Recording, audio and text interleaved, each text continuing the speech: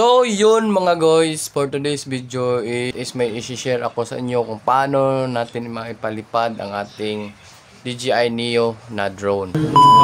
So, kadalasan kasi pag night or gabi, ayaw niyang lumipad, parang nagwawala siya. So, na-experience ko din yan nung pag-opening ng lights dito sa amin mga guys. Kaya, I decided to buy some accessories na light. So, from mainland China.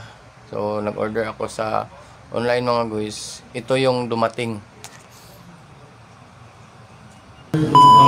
So, ito po pala yung nabili ko sa online mga guys na auxiliary light ng ating DJI Neo. So, malakas ay yung ilaw nito mga guys. Yan. So, ilalagay ko lang sa link, sa comment section yung link nito mga guys para makapalipad din kayo katulad ng akin mga guys. So, mura lang ito. So, wag nyo lang babasain kasi sensitive ang mga wirings nito mga guys. Then, i-full charge nyo siya, sure, para paglipad nyo, hindi siya maubusan ng ilaw.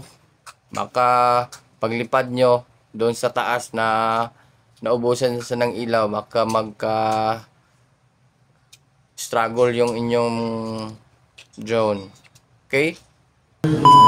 So, nagtry ako mga guys. Nagpalipad ako kanina.